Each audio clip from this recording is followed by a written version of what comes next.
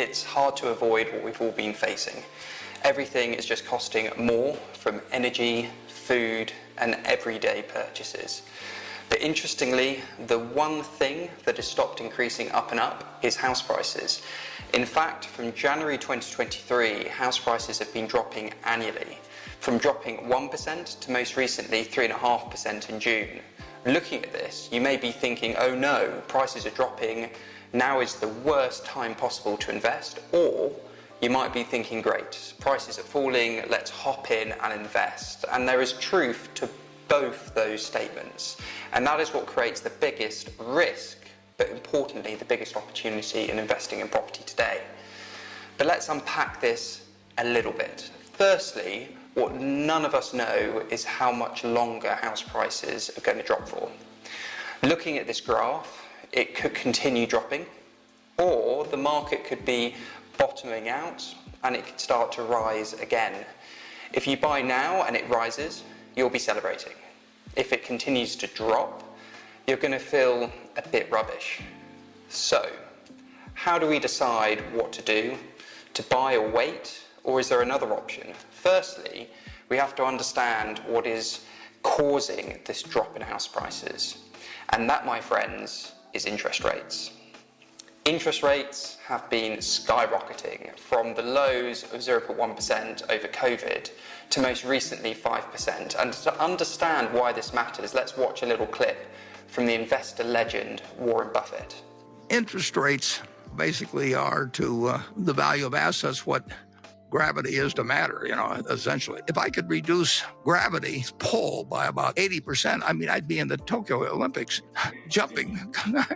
And essentially, we've had this incredible change in the valuation of everything that produces money. And that's because interest rates so low. As Warren says, high interest rates pull down prices. Low interest rates push up prices. The reason for this is it all links to supply and demand. If interest rates are lower, getting money is cheaper. So that means you have more money chasing products and services and houses. If the opposite happens and interest rates go up, money is more expensive, so we have less of it, and this means less money is chasing purchases like houses. That slows prices and brings them downwards.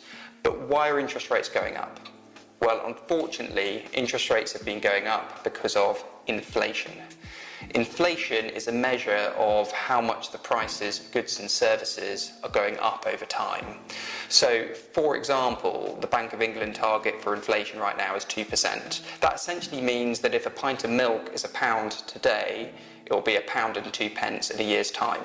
Unfortunately, inflation is still super high, reaching heights of over 10%, with no signs yet of it coming down, meaning that pint of milk at £1 is going to be £1.10 in a year's time. This is why the Bank of England is continually raising interest rates, because they need to make money more expensive so there is less of it for you and me to use. If there is less of it, it means there is less to spend on goods and services, which brings down prices. Until inflation falls, interest rates won't fall. So how does this link to house prices? Should you invest now or wait? Or is there another option? Well, let's go back to our graph on house prices. But let's zoom out to the last 30 years. Everything above the 0% line is house prices growing. So even though the percentage is dropping from higher to lower percentages, ultimately prices are still rising, just at faster or slower rates. The interesting thing is, if you look at points where prices have been pushing into negative percentages, basically prices dropping, and you can see there hasn't been that many points that has happened. We had this area in the 90s where we were in the recession, but prices at the worst were dropping 6-7%. Then after that, the financial crash, they saw prices drop drastically by almost 20%, but then immediately rocket up by 10%, to then steady off, slightly falling, slightly increasing. And you can see now, the present day, where after this boom period over COVID, we're starting to see house prices beginning to drop due to the high interest rates we're experiencing. The question is, we don't know by how much. However, no credible forecasts are expecting it to drop anywhere near as badly as the 20% seen in the financial crash of 2007-2008. So what does this all mean? Well, stick with me as I'm about to make the picture a lot clearer. Looking at this graph, you might think it would be a complete disaster to buy a house at the peak here just before the crash, just before the financial crash in 2007, 2008, but was it? The best way to look at the reality of this is to assess average house prices of the same period. Yes, there are ups and downs, but take a look. It looks like a mountain is going higher and higher. If you had bought here in about July 2008, you would have seen your property fall in value by that 20%. But by July 2014, 7 years later, you would have seen the value recover to the same level. However, if you had bought in April 2009, where everyone was still panicking and scared about investing like they are now, by June 2010, about 3 years later, you would have seen your value increase 20% on average.